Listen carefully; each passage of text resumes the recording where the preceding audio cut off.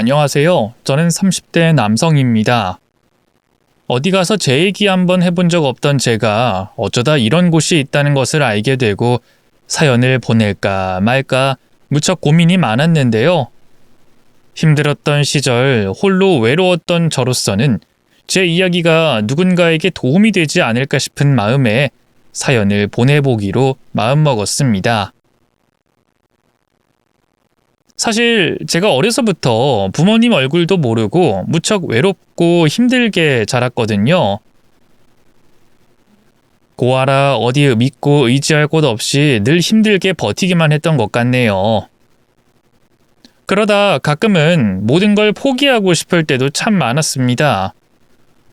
버텨봐야 그 끝에 행복이 없으니 자꾸 버티기만 해서 뭐 할까 싶었거든요. 그런데 인생은 제 생각보다 길더군요. 힘들고 고생스러운 것도 다 지나가는 순간일 뿐이고 길고 긴 인생에 언제 빛이 들지는 아무도 모르는 거였어요. 그래서 언젠가 볕들 날을 기다리실 분들을 위해 제 사연을 들려드리려 합니다. 저는 아주 어릴 적 기억이 없는 어린 시절부터 보육원에서 자랐습니다. 얼마나 어릴 때 보육원에 맡겨진 건지 저는 부모님에 대한 정보는 물론이고 추억이나 기억도 전혀 가지고 있지 못했죠. 그래서 저는 부모에게 버림받았다는 걸 일찍 깨닫고 체념하며 지냈습니다. 다른 아이들처럼 언젠가 엄마 아빠가 데리러 올 거라고 함부로 희망도 가지지 않았어요. 저는 그냥 처음부터 고아였고 나를 찾을 부모가 없다고 인정하는 것이 더 큰 상처를 받지 않는 방법이었죠. 하지만 제가 아무리 담담해지려고 애써도 어린 나이에 버림받은 것은 큰 상처가 될 수밖에 없었습니다. 다른 아이들은 가족 품에서 모두 행복한 것 같은데 나는 누구 하나 신경 써주는 사람 없는 보육원에서 참 외롭게 지낸다고 생각했습니다. 그렇게 어린 나이부터 가슴에 상처를 품고 있었던 저는 나이가 되어 학교에 들어가고서부터는 더한 상처를 받아야만 했습니다. 그나마 학교에 다니지 않을 때는 보육원 안에만 있어서 고아라는 이유로 놀림받을 일이 없었는데 학교를 가보니 저 빼고 모든 아이들에게 다 부모님이 있더라고요. 거기다 저는 어린 시절 보육원 선생님의 실수로 다리를 다치는 바람에 다리를 쩔뚝거리는 장애까지 가지고 있었습니다. 아이들을 돌봐줄 사람은 몇 없는데 돌볼 아이들은 많다 보니 어쩌다 다친 제가 방치되어 제대로 치료를 받지 못하는 바람에 그 후로 다리를 조금씩 절며 장애가 생겼거든요. 가난하고 부모도 없는 제가 다리까지 저는 게 우스운 건지 저는 아이들의 놀림거리가 됐고 괴롭힘도 많이 당할 수밖에 없었습니다. 절름발이라며 놀리고 괴롭히는 건 일상이었고 몇몇 지독한 애들은 그냥 지나가는 저를 밀어서 넘어뜨리거나 아픈 발을 걸어 다치게 하거나 하며 저를 대놓고 괴롭히기도 했었습니다. 그런 괴롭힘은 당연히 어린아이가 감당하기에는 너무 과한 것들이었고 저는 학교 생활이 힘들 수밖에 없었어요. 그래서 어른들에게 도움을 청해보고도 싶었지만 부모가 없는 저는 선생님이나 누구에게서 마땅히 어른의 도움을 받을 수도 없었죠. 그렇게 저는 어쩔 수 없이 초등학교 시절부터 고등학교 졸업까지 12년간 힘든 학교 생활을 버텨야만 했습니다. 그런 제가 겨우 버틸 수 있었던 것은 저와 함께 해준 한 친구 덕분이었죠. 진우는 저와 같은 보육원에서 자란 비슷한 처지의 동갑내기 친구였어요. 똑같이 부모가 없는 저희는 서로를 보듬고 도와줬고 제가 괴롭힘 당하고 힘들 때마다 도와준 유일한 사람도 바로 진우였습니다. 그래서 만약 진우라도 없었더라면 저는 일찍이 제 삶을 포기해버렸을지도 모르겠네요. 하지만 그렇게나 의지했던 진우와 저는 성인이 되고 보육원을 퇴소하며 헤어질 수밖에 없었어요. 그 후는 저는 대학에 진학하게 됐고 더 이상 의지할 친구도 없이 모든 것을 혼자 감당하고 해내야 했죠. 그래도 제 형편에 어렵게 대학까지 진학한 저는 지긋지긋했던 학창 시절을 뒤로하고 이제는 달라질 수 있지 않을까 기대했었습니다. 하지만 대학 동기 중 잘나고 인기도 많았던 한 친구 때문에 저는 또다시 소외될 수밖에 없었습니다. 모든 것을 다 가진 것 같은 그 아이에게 제가 왜 거슬렸는진 모르겠지만 그 애가 절 교묘히 비웃곤 했거든요. 그 애는 참 교묘했습니다. 겉으로는 저를 걱정하는 척, 궁금한 척하며 제 약점을 걸고 넘어져서 사람을 바보로 만들곤 했거든요. 그 애는 친구도 많고 평판도 좋았던 탓에 제가 그런 애에게 화를 내봐야 저만 우스워질 뿐이었어요. 그러다 보니 저는 또다시 동기들과 멀어지게 됐고 다시 혼자가 돼야 했습니다. 대학만 들어오면 인생이 달라질 줄 알았는데 변한 게 없으니 저는 또 좌절하게 됐죠. 하지만 나중이 돼서는 차라리 잘 됐다고 생각했어요. 혼자였던 덕분에 다른 곳에 신경 쓸 일 없었던 저는 공부에만 집중할 수 있었고 덕분에 좋은 성적을 받을 수 있었거든요.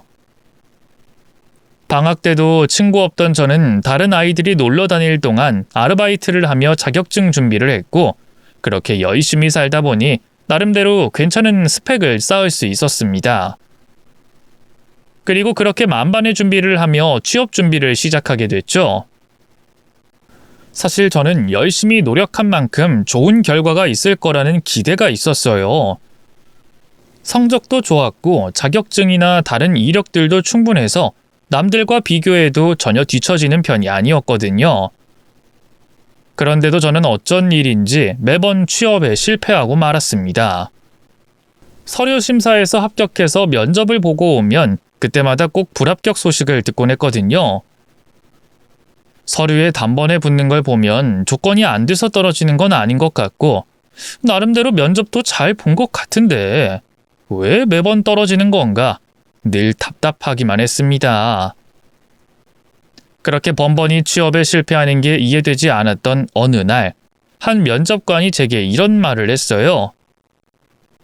강석현 씨는 성적도 좋고 다 좋은데 우리 회사에는 안 맞는 인재 같네요. 면접에서 떨지 않고 잘하는 걸 보면 면접도 여러 번 봤죠? 근데도 자신이 자꾸만 떨어지는 이유가 뭐라고 생각해요? 아무래도 제 열정이 부족했던 게 아닌가 싶습니다. 좀 더 다듬고 정진해서 이 회사에 걸맞은 인재가 되고 싶습니다. 그런 얘기 해봐야 귀담아 들어줄 사람 없어요. 내가 보기엔 지원자가 눈이 너무 높은 게 아닌가 싶은데 눈을 조금 낮춰보는 게 어때요? 강석현 씨가 남들에 비해 빠지지 않는 스펙이라고는 하지만 남들과는 다른 점이 있잖아요. 아무리 사무직이라 그래도 회사 체면이 있는 건데 회사 측에서 굳이 몸 불편한 사람을 뽑으려고 하겠어요. 그러니까 앞으로는 너무 욕심부리지 말고 눈 낮춰서 적당한 곳에 지원해보세요. 그 면접관은 다른 걸 떠나서 제가 다리가 불편한 것이 문제라고 말했습니다. 그 말을 들으니 그동안 제가 노력한 게 모두 무시당하는 기분이라 비참했었죠. 그 후로도 저는 그 면접관의 말대로 면접에서 늘 떨어지기만 했습니다. 제 다리가 제 인생을 발목 잡는구나 생각했지만 이미 오랫동안 세상의 편견과 차별에 고생했던 저였기에 반드시 취업에 성공해서 제 가치를 증명해내고 싶었어요. 그렇게 기필코 취업하겠다는 생각으로 끈질기게 버텼던 저는 3년 만에 드디어 힘들게 취직할 수 있었습니다. 저는 저를 뽑아주신 회사에 너무 감사했고 그렇게 입사하게 된 저는 정말 회사 생활을 열심히 하려 했습니다. 어렵게 취업이 된 만큼 당시로는 정말 그 회사에 뼈를 묻고 싶은 심정이었죠.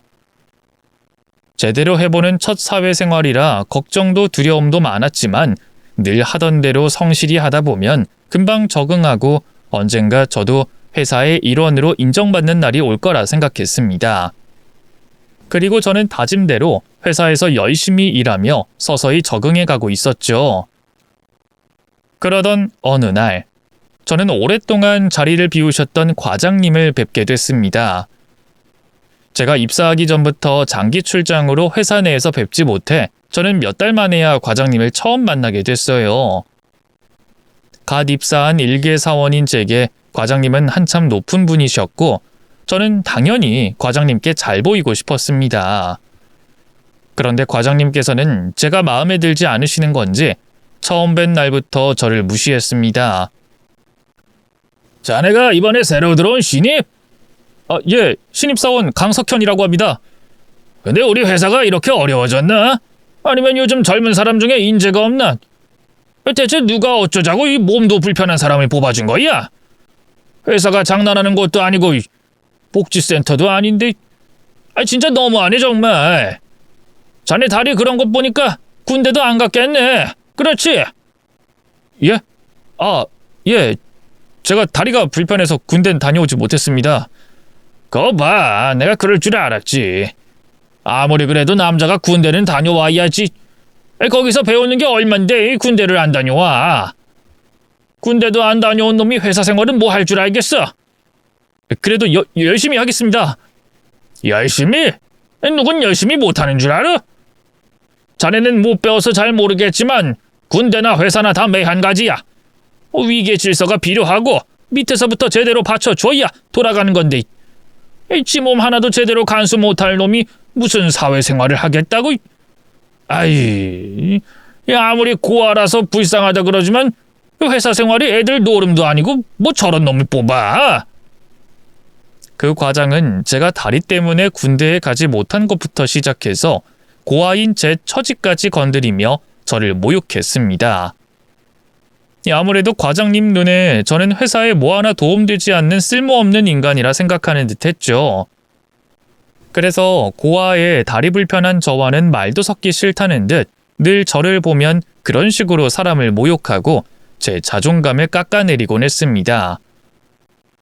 처음에는 회사 생활하다 보면 별별 상사가 다 있다고 하니 버틸 수 있을 거라고 생각했어요. 하지만 사회생활이라는 게 그리 호락호락한 일이 아니었습니다.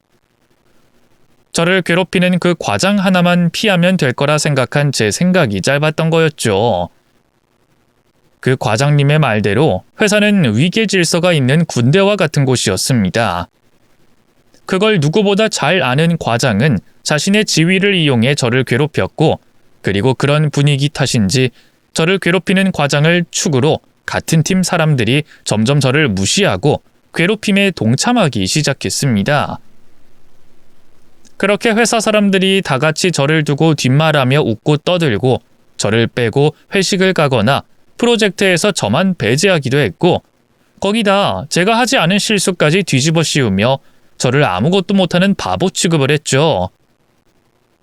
너무 힘들었지만 어떻게 합격한 회사인데 이제 와서 그만둘 수도 없고, 이직을 하더라도 몇 년은 버텨야 경력이 인정될 거라고 생각해서 적어도 몇 년은 참아보려 했습니다. 거기다 여기서 도망치듯 피해버린다면 앞으로도 이런 일을 계속 겪으면서 도망갈 곳이 없어질 거라는 생각에 저는 매일 눈물을 삼키며 독하게 버텼습니다. 유치한 말장난과 비웃음을 한 귀로 흘리며 어떻게든 제 할 일을 하고 제 자리를 지켜내려고 했죠. 더구나 저는 이런 괴롭힘이 처음도 아니었으니까요. 학창시절 철없는 아이들의 괴롭힘도 10여 년이나 버텨냈는데 그래도 성인들의 유치한 교묘한 괴롭힘은 버틸 수 있을 거라 생각했습니다. 하지만 그런 건 몇 번을 당하고 겪어도 전혀 익숙해지는 일이 아니었어요. 약자인 제가 사회에서 구성원들에게 배척받는 것은 사회적인 사망 선고나 다름없는 일처럼 느껴졌습니다. 그러다 저를 괴롭히는 사람이 소수건 다수건 계속해서 제 인생에 끊임없이 등장한다는 것에 힘들어했고 좌절했죠. 이쯤 되니 저를 괴롭히는 사람들에게 문제가 있는 게 아니라 저 자신에게 문제가 있다고 생각이 들었어요. 나 같은 존재는, 부모에게도 버려졌던 고아인 나는 이 세상에 있어서는 안 되는 존재구나. 평범한 사람들처럼 살기 위해 아등바등 노력했던 내 행동이 잘못이었구나 생각하며 점점 더 안 좋은 방향으로 흘러갔죠. 계속해서 부정적인 생각이 꼬리에 꼬리를 물고 커져만 갔습니다. 나중엔 지금의 이 괴롭힘 문제가 해결돼도 또 누군가 다시 나타나서 절 괴롭힐 거라고 생각을 했어요. 그게 회사 안에서건 인간관계 안에서건 말이죠. 그때부터는 이 세상 모든 것이 스트레스로 다가왔습니다. 저와 관련 없는 사람들까지도 제 적으로 보여서 숨을 편히 쉬기가 어려울 정도였죠. 살아도 사는 것 같지 않더라고요. 그런 상태에서 과장의 괴롭힘은 계속되고 있으니 더 미칠 지경이었죠. 결국 전 제 인생을 스스로 마무리하려고 했습니다. 아무리 노력해도 평범해질 수 없는 삶이라면 모든 걸 놓고 편해지고 싶었어요. 그래서 극단적인 선택을 결심하고 회사로 출근했죠. 회사로 출근한 이유는 제가 어째서 이러한 선택을 하게 됐는지 세상 사람들에게 똑똑히 알려주고 싶었습니다. 특히 이 과장과 그를 따르는 사람들에게 자신들 때문에 사람이 죽었다는 죄책감을 지어주고 싶었어요.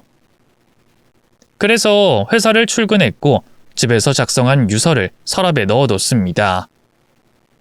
그리고 점심시간이 될 때까지 기다렸어요. 이 과장이 점심을 먹으러 건물 밖을 나올 때 제가 바닥에 쓰러져 있는 모습을 보여주고 싶었죠. 그래서 회사 옥상에 올라가 그 밑을 내려다보고 있었습니다.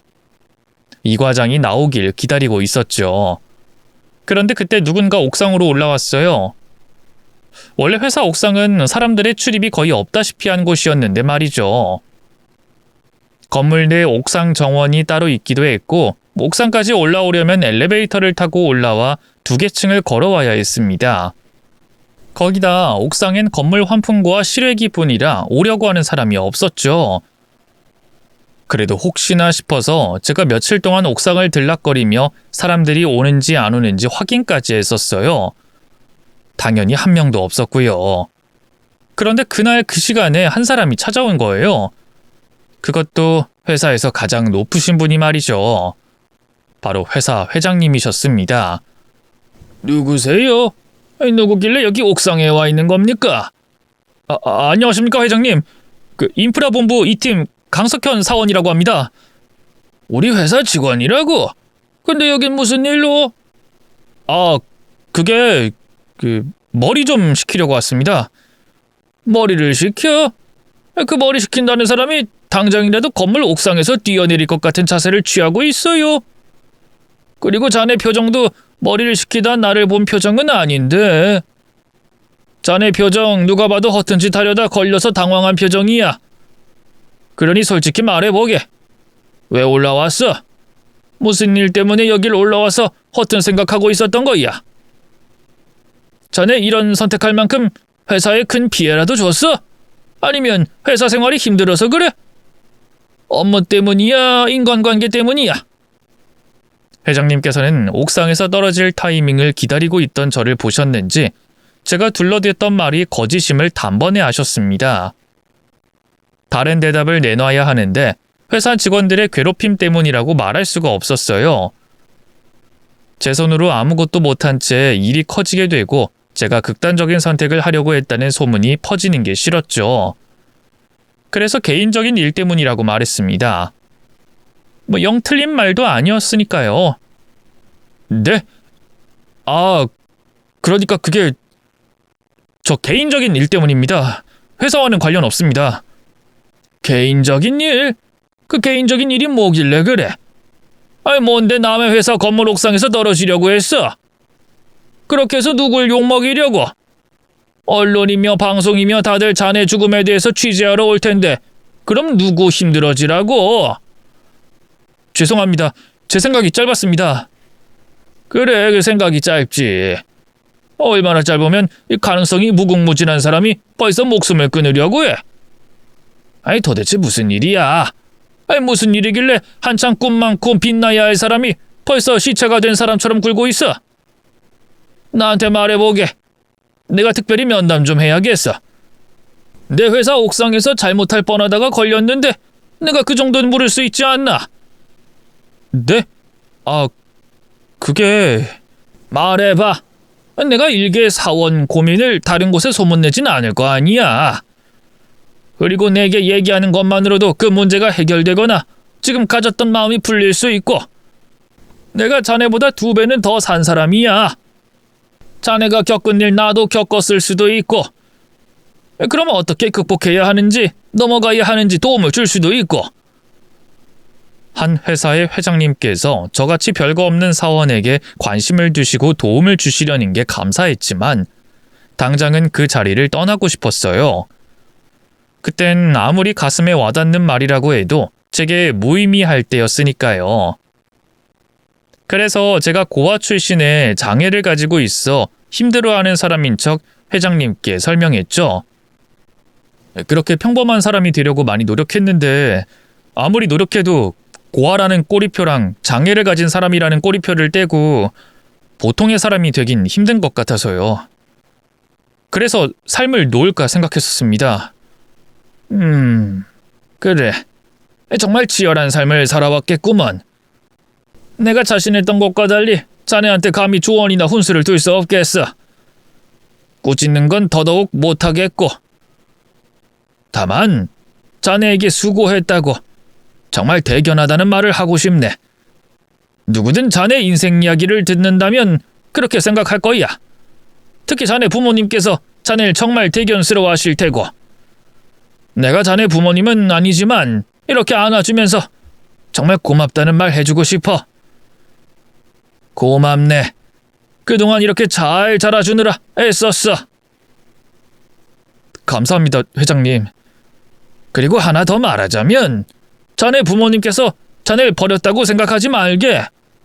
분명 무슨 사정이 있으셨을 거야. 내 자식도 그랬으니. 그나저나 자네 혹시 어디 고아원 출신인가? 그 소망보육원이라고 정말 작은 보육원입니다. 그 시골에 있어서 제가 설명해 드려도 잘 모르실 거예요. 근데 그건 왜 물으시죠? 그 내가 고아원 이야기가 나오면 뭘 좀 확인해보는 습관이 있어서.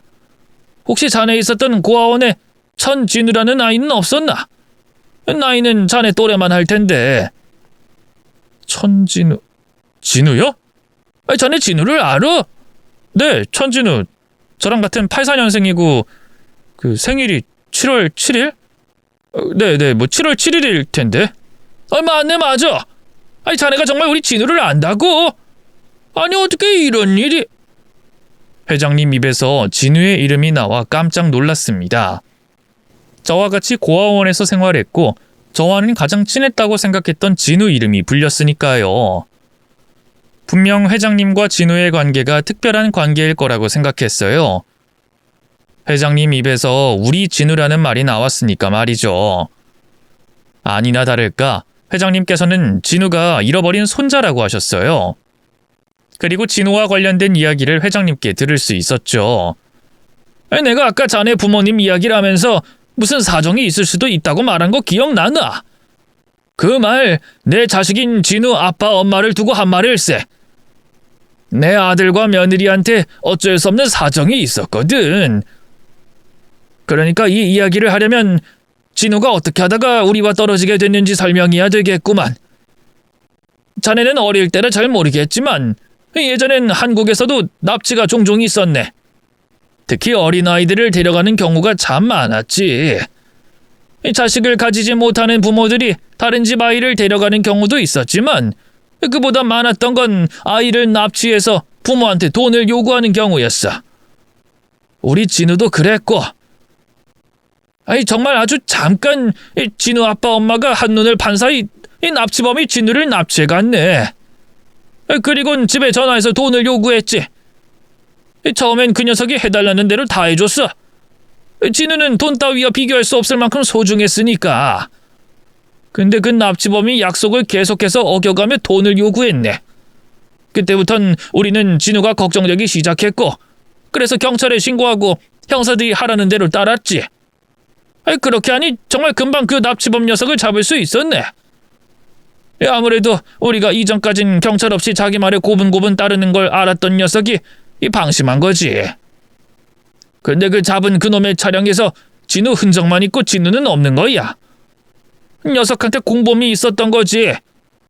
근데 그 당시 수사기법으로서는 그 납치범이 입을 열지 않으면 공범이 누군지 알아낼 수가 없었어. 녀석은 우리가 경찰을 끌어들인 걸 원망하면서 입을 열지 않았고 나중엔 우리가 빌다시피 기면서 돈까지 주겠다고 했지만 그 녀석은 끝까지 입을 열지 않았어. 그렇게 녀석하고 입씨름하고 있던 사이에 진우 아빠랑 엄마가 직접 진우를 찾기 위해 나섰네. 그 납치범 녀석이 살고 있던 곳과 고향이었던 곳, 또 잠시라도 머물고 생활했던 곳이라고 하면 달려가서 진우 인적사항이 있는 전단을 돌렸지. 나중엔 고아원을 돌며 찾아보기도 했고, 그런데도 진우를 찾을 수 없었네. 그러다 차 사고가 났지. 진우 찾겠다고 무리해서 전국을 돌아다녔으니 몸과 마음이 얼마나 지쳤겠나. 그래도 자기들 몸 지키면서 찾았어야 했는데, 그렇게 진우 아빠 엄마가 사고로 세상을 떠나고 나서는 내가 손주를 찾으려고 애를 썼네. 주검으로 발견되지 않았으니까 분명 어딘가 살아있을 거라고 생각해서 사람을 고용해 찾고 있었지. 맘 같아선 내가 전국을 뒤져가며 찾고 싶었지만 그럴 수가 없었네. 나도 내 아들과 며느리처럼 잘못되면 그땐 진우가 정말 혼자가 될 테니까. 그렇게 진우가 우리 곁에서 사라진 후 이 30년 가까이 찾아 헤맸지만 이 공범이라는 사람도 진우도 찾을 수가 없었어. 그러다 최근 단서를 하나 얻게 됐지. 그 납치범 녀석이 자기가 암에 걸렸다면서 회개하고 싶다고 날 찾아와서 도움을 주겠다는 거야. 그리고 내 손주가 고아원에 맡겨졌을 거라고 말하더구나. 어느 고아원이냐고 했더니 그건 공범이 죽어서 자기도 모른다면서 그때부터 이 고아원이라는 고아원을 다 뒤져가며 찾아봤는데 이미 진우 나이도 이 고아원을 떠났을 나이고 문을 닫은 고아원들도 있어서 아직도 애를 먹고 있었네. 근데 자네가 우리 진우를 안다고 하니 내가 믿기지 않는구만. 그래, 우리 진우는 건강하게 잘 있나? 진우는 어디서 뭘 하고 있어? 아직 진우와 연락하는 거지? 그게 죄송합니다. 저도 진우랑 연락 안 하고 산지 좀 오래돼서요. 그 연락처도 서로 바뀌어서 지금은 연락이 닿지 않습니다. 정말 죄송합니다. 연락이 안 돼? 그럼 진우랑 연락하는 다른 사람들은 없나? 네, 정말 죄송합니다. 아니네. 자네가 미안해할 일이 아니지. 오히려 내가 자네한테 고마워. 자네 덕분에 언 30년간 진전 없던 일이 확 당겨졌으니까. 자네 덕분에 내가 우리 진우를 곧 찾을 수 있을 것 같네. 정말 고맙네. 정말 고마워. 정말 죄송하게도 진우와 제 연락은 20대 초반이 마지막이었습니다. 서로 사는 게 너무 바빴거든요.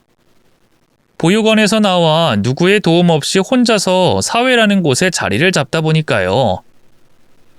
그런데 정말 놀라웠어요. 어떻게 이런 우연이 있나 싶어서 말이죠.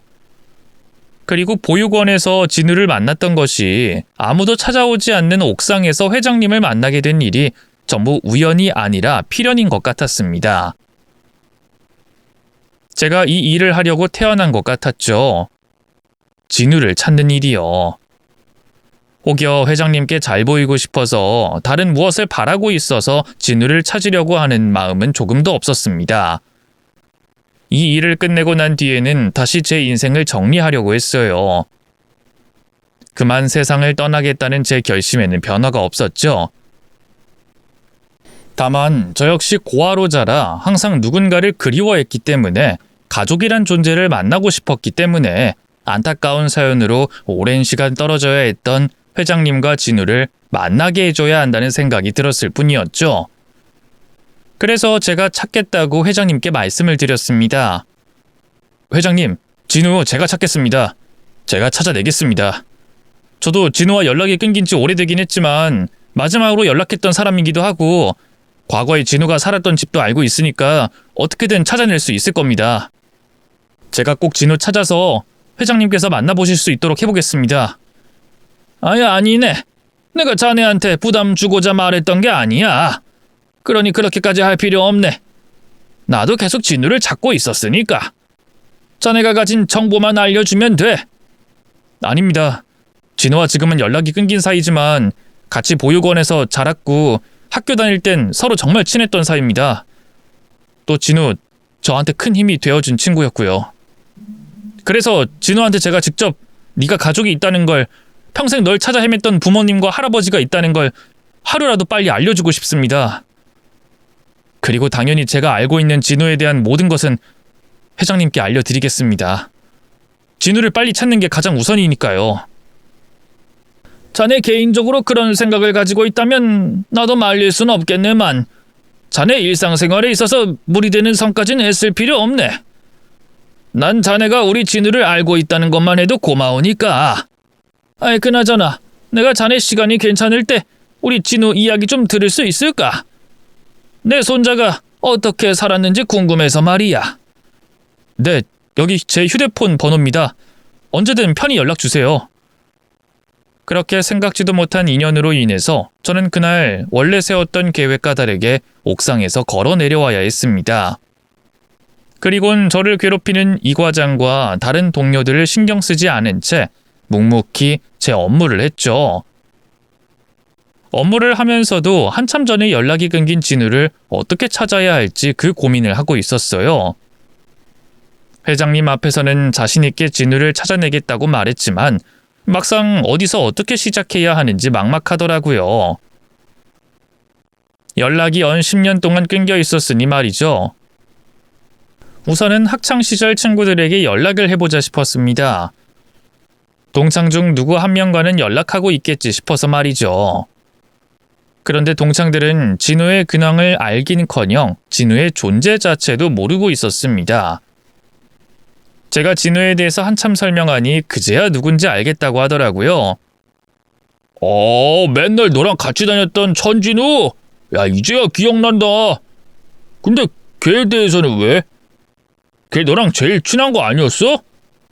야, 물론 나랑 제일 친하긴 했지. 근데 너도 나 봐서 알잖아. 나 같은 출신들은 보육원 나와서 자리 잡느라 정신없는 거. 그래도 처음엔 서로의 집도 찾아가고 연락도 자주 했는데 나중엔 시간도 안 맞고 사는 게 바쁘다 보니까 연락이 끊기게 됐네. 근데 너도 진우랑 친하지 않았냐? 그거야 같은 반이니까. 학교에서만 같이 지냈던 거지. 근데 나 말고도 다 같을걸? 진우 걔 너 빼곤 친한 애 없을 거야. 애들끼리 만나서 걔 이야기 나온 적 한 번도 없거든. 뭐? 진우가? 그럴 리가 없을 텐데? 다른 친구들 역시도 진우와 개인적으로 친하지도 않았고 성인이 돼서도 연락을 한 적도 없다고 했습니다. 충격적이었어요. 제 기억에는 진우가 굉장히 사교적인 친구로 기억하고 있었거든요. 그런데 제가 착각을 하고 있었던 겁니다.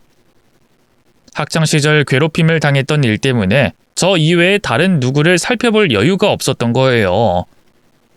그래서 가장 친한 친구인 진우가 학교 생활을 어떻게 하고 있는지 몰랐던 거죠.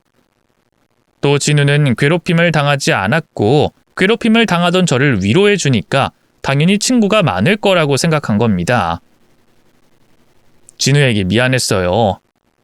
나만 힘들다고 생각해 친구에게 힘든 일만 털어놓고 친구의 상태를 살펴보지 못한 이기적이었던 학창시절의 제가 후회되고 미웠죠. 그리고 더 눈앞이 막막했습니다. 누구도 근황을 알지 못하는 진우를 어떻게 찾아야 하나 싶어서 말이죠. 그렇다고 포기할 수는 없었으니 그때부턴 몸으로 직접 뛰기 시작했습니다. 진우가 보육원을 나와 처음 살았던 집을 찾아가 집주인분께 진우가 언제 어디로 갔는지 묻기도 했고 일하던 곳의 사장님을 만나기도 했죠. 그분들께 진우에 대한 정보를 들을 수 있었지만 그것들 모두 10년이나 지난 정보였기 때문에 왜곡이 되거나 큰 도움이 되지 않는 정보들이 대부분이었습니다. 그래도 포기하지 않고 시간 날 때마다 진우의 흔적을 찾아 나섰어요.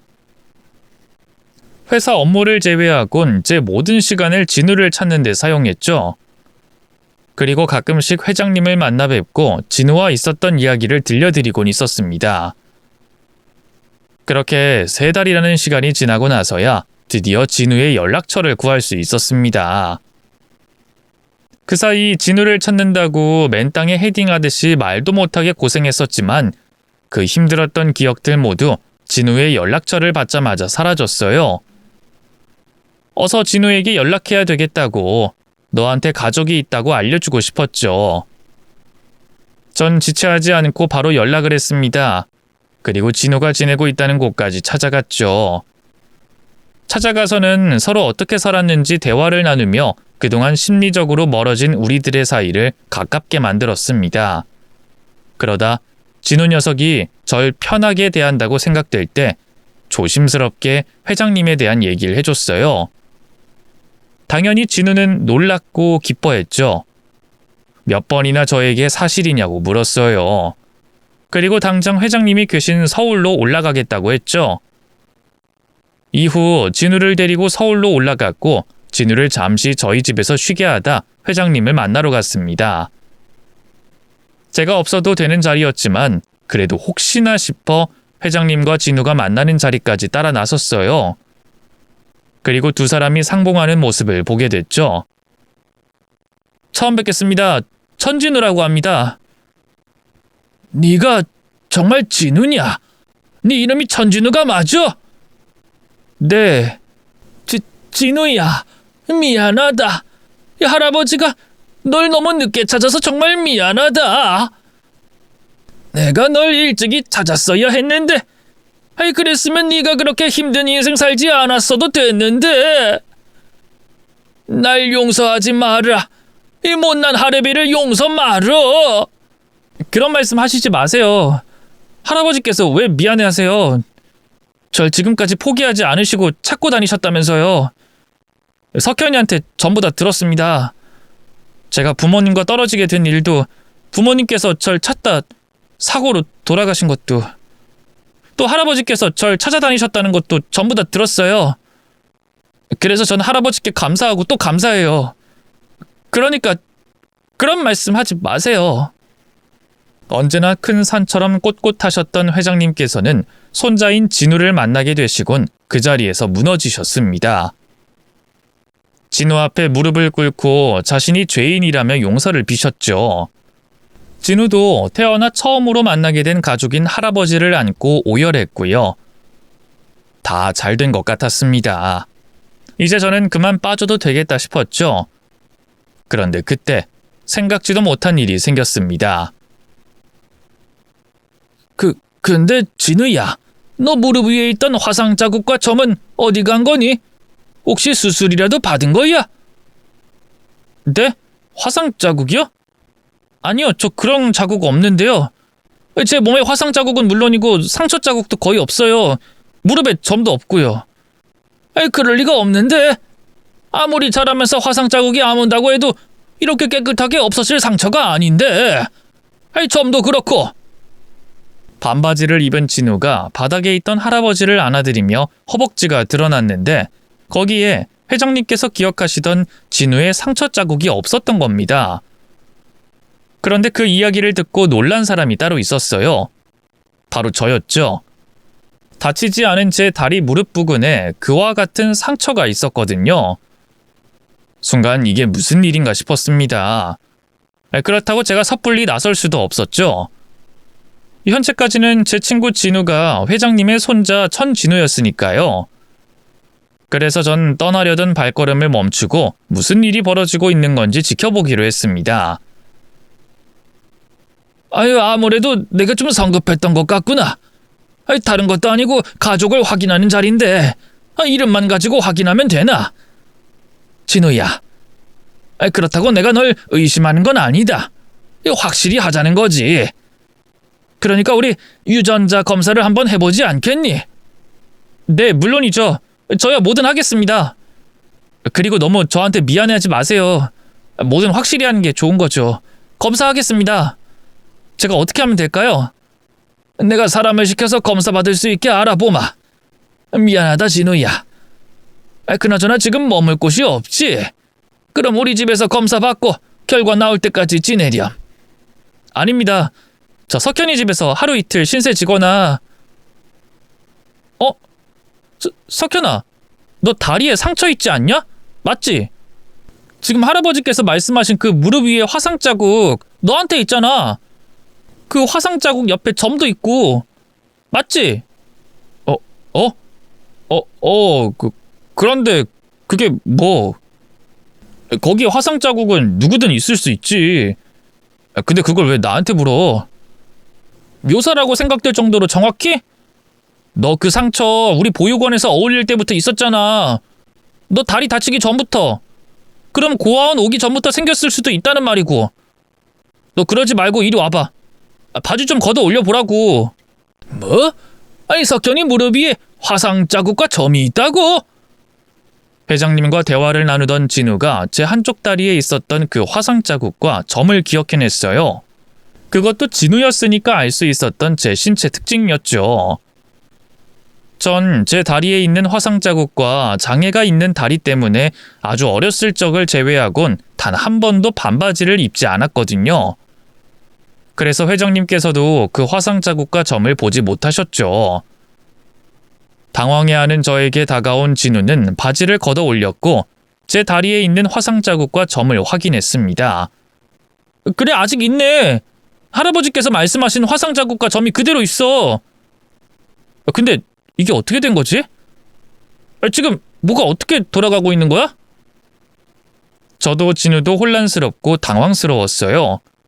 제 다리에 있는 상처와 점을 보신 회장님께서도 저희들과 마찬가지로 당황하고 계셨죠. 회장님께서도 입을 떼지 못하고 계신 그때 진우가 먼저 한 가지 제안을 했습니다. 이게 어떻게 된 일인지 모르겠지만 어쨌든 조금 전과 상황은 똑같은 것 같습니다. 누구도 진짜 할아버지, 아니 회장님이 손자인지 모르는 상황이니까요. 그럼 석현이도 유전자를 검사해 보시죠. 순간 머리가 멍해지기 시작했어요. 바로 조금 전까지 상상해 본 적도 없는 일이 벌어지고 있었으니까요. 단 몇 분 사이에 제가 회장님의 손자가 될 수도 있다는 말이 나왔습니다. 저로서는 지금 이 상황이 너무나도 혼란스러웠어요. 원래 제 계획대로라면 오늘 회장님과 진우를 만나게 한 일이 제 인생의 마지막 임무이자 목표였어요. 이제 고달프기만 했던 제 인생을 정리하면 되는 거였죠. 그런데 제게 갑자기 가족이 생길지도 모른다고 하니 이걸 어떻게 받아들여야 하나 싶더라고요. 그리고 진우에게 미안했습니다. 진우에게 가족이라는 의미를 누구보다 잘 알고 있는 제가 진우를 한껏 기대하게 만들고 회방을 놓는 꼴이 됐으니까요. 그래서 진우와 같이 있는 3일 동안 불편해서 죽는 줄 알았습니다. 3일 뒤 유전자 검사 결과가 나왔고 결과를 확인하려고 회장님을 만나러 갔습니다. 그런데 진우는 와 있지 않고 회장님만 계시더라고요. 그래서 제가 전화를 하려고 했는데 회장님께서 제지하시는 겁니다. 진우는 아직 안 왔습니까? 제가 빨리 오라고 지금 바로 전화하겠습니다. 전화하지 않아도 돼. 내가 시간을 다르게 알려줬으니 우리보다 좀 늦게 올 거야. 무슨 일인지 궁금할 텐데 시간 끌지 않고 바로 얘기하겠네. 아니, 얘기하마 석현아. 석현이 네가 내 손주가 확실하다고 나왔단다. 검사 받은 곳 모두 같은 결과지와 문자를 보냈어. 그럼 제가 회장님의... 그래! 내가 네 할아버지야 석현아. 미안하다 정말. 바로 코앞에 내 손주가 있는데 그것도 몰라보고 있었으니 내가 너한테 또다시 상처를 줬구나. 정말 미안하다. 검사를 받고 나서도 설마 싶었는데 그 설마 싶었던 생각이 현실이 됐습니다. 제가 회장님의 잃어버린 손자였던 거죠. 할아버지라는 단어를 제 입으로 말하게 될 날이 찾아올 줄은 몰랐었습니다. 평생 있을 수 없는 일이라고 생각했는데 그 꿈만 같던 일이 제 눈앞에서 벌어지고 있었어요. 저는 할아버지께 다가가 안아드렸죠. 할아버지, 이제 그런 말씀하지 마세요. 그냥 이렇게 만나게 된 것만으로도 감사하고 행복해해요. 저도 할아버지도 우리 서로가 어떻게 살아왔는지 충분히 많이 들었잖아요. 그래서 알잖아요. 우리 두 사람 모두 마음고생하며 힘들게 살았다는 걸. 그러니까 그 기억 떠오르지 않게 우리 지금 행복한 감정만 말해요. 감사합니다, 할아버지. 정말 감사합니다. 절 포기하지 않고 계셔주셔서 정말 감사해요. 할아버지와 저는 그동안의 힘들었던 감정을 눈물로 쏟아내듯이 울었어요. 서로를 꽉 껴안고 말이죠. 그렇게 한참 동안을 울다 조금씩 진정이 된 저는 할아버지께 궁금한 점들을 여쭤보게 됐습니다. 그럼 이름과 생일은 어떻게 된 거예요? 할아버지께서 기억하고 계신 이름은 천진우가 맞잖아요. 근데 전 강석현의 생일도 다른데. 나도 그것 때문에 마음고생 많았다. 이게 무슨 일인가 싶어서. 내가 손주 이름과 생일을 헷갈릴 수가 없는데 말이지. 그래서 네가 있었던 고아원에 가서 확인을 해봤지.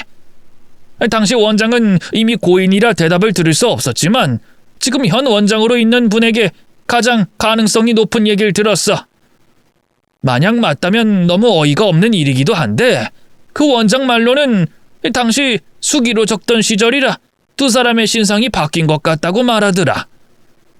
그 말이 가장 가능성 높던 게 너랑 진우, 그러니까 원래의 석현이가 같은 날에 그 고아원에 들어왔더라고. 그러다 누군가 잘못 너희 둘 신상을 뒤바꿔서 기입을 한 거지. 너희는 워낙 어린 나이였고 새로운 환경에 있었던 부모도 없어졌으니 이름이 어떻게 불리든 신경 쓸 수가 없었겠지. 바뀐 환경에 적응하는데 큰 스트레스를 받았을 테니까. 내가 생각해도 이것밖에 답이 없어. 정말 어이가 없는 일이었지만 꼭 그 당시가 아니라도 사람이 하는 일이라면 그런 실수는 있을 법했어요. 제가 듣기에도 그 확률이 제일 높아 보였고요. 그렇겠네요. 그럼 진우한테 다른 시간을 알려주신 이유가 손자가 아니라는 결과 때문에 그러신 거죠? 다 같이 있는 자리에서 확인하면 진우가 불편할 테니까. 그래, 뭐 그것도 그렇고 내가 그렇게 만나고 싶었던 손자를 보는데 다른 사람 눈치 보는 게 싫었다. 마음껏 내 손주를 향한 마음을 표현하고 싶었어. 또 하나, 내가 너한테 먼저 뜻을 물어보고 싶은 게 있어서. 제 뜻이요? 뭔데요? 어쩌다 보니 내가 두 사람 모두를 내 손주로 여겼잖니. 너희들 살아온 인생도 알게 됐고, 그래서 누구는 손자다, 누군 아니다 이렇게 규정짓는 행동이 너무 잔인하게 느껴지더구나. 이번 일로 상처받을 진우도 걱정되고, 그러니 진우를 내 양손자를 둬서 내가 두 사람의 할아버지가 되고 싶은데 그건 어떻게 생각하니? 네? 양손자요? 저야 물론 괜찮지만 할아버지께서는 괜찮으세요? 다른 것보다 주변에서 우려하는 말도 많이들 할 텐데. 나야 뭐 너랑 진우만 괜찮다면 상관없단다. 물론 주변에서야 뭐 이러쿵 저러쿵 말이 나오겠지만 나랑 상관없는 주변들 신경 쓰면서 살기엔 내가 남은 시간이 얼마 없어요. 그러니 마음 가는 대로 해야지. 그럼 석현이 너도 오케이 한 걸로 알고 진우 오면 말 꺼내마. 할아버지께서는 짧은 기간이었지만 진우를 손자로 생각하셨고 다시 혼자가 되어야 하는 진우가 신경 쓰였다고 하셨습니다. 그래서 진우를 양손자로 두면서 도움을 주고 싶다고 말씀하셨죠. 얼마 뒤 진우가 약속 시간에 맞춰 왔고 할아버지께 유전자 검사 결과와 함께 양손자 관련된 이야기도 듣게 됐어요. 양손자 이야기를 듣게 된 진우는 처음엔 극구 사양했습니다. 그냥 제 친구로서 지내며 할아버지께 인사를 종종 드리겠다고 했죠.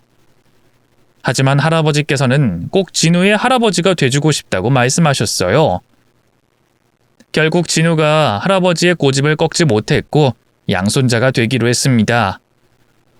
그렇게 저와 진우는 같은 날 가족인 할아버지를 얻게 됐죠.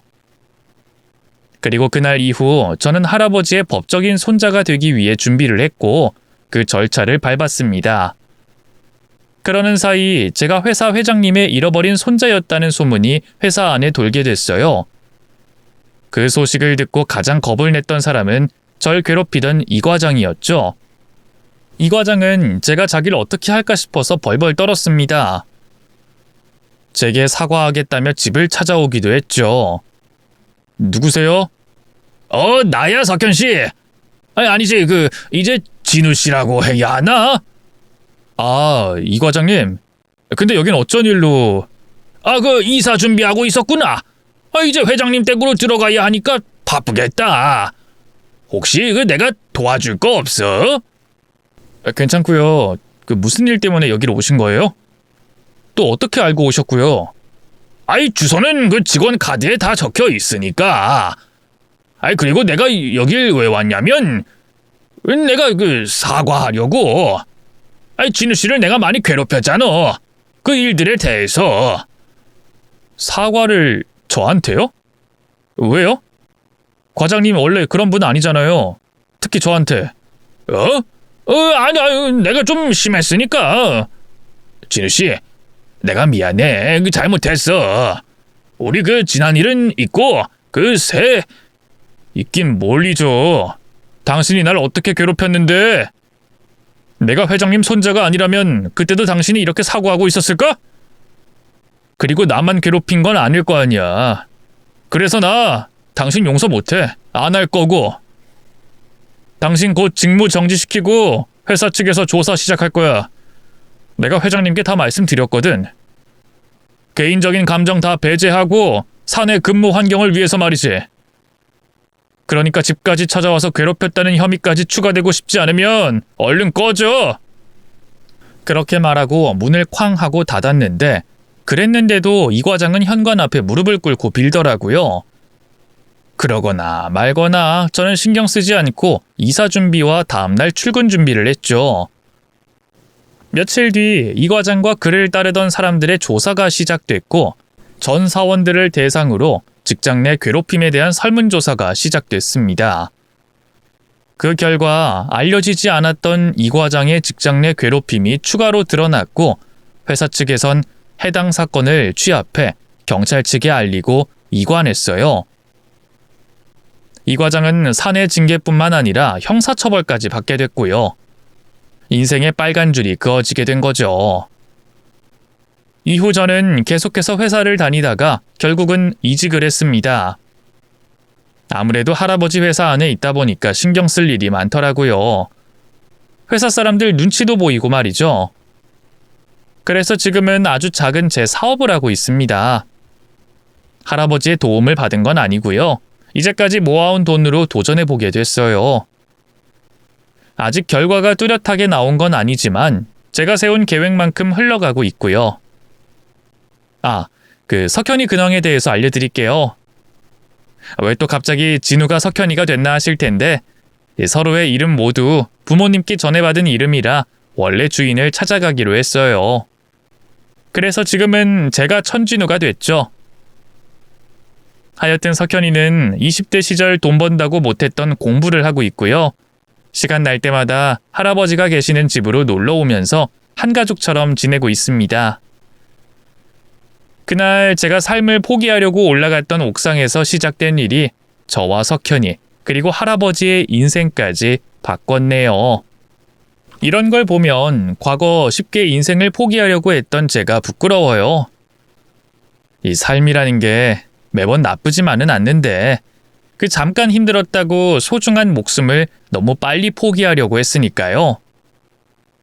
그래서 말인데, 혹시 저와 같이 어떤 일로 좌절하고 절망에 빠져 계신다면 조금만 더 참아보시길 바랍니다. 저와 같은 기적이 아니라도 분명 좋은 날이 여러분께 찾아올 거예요.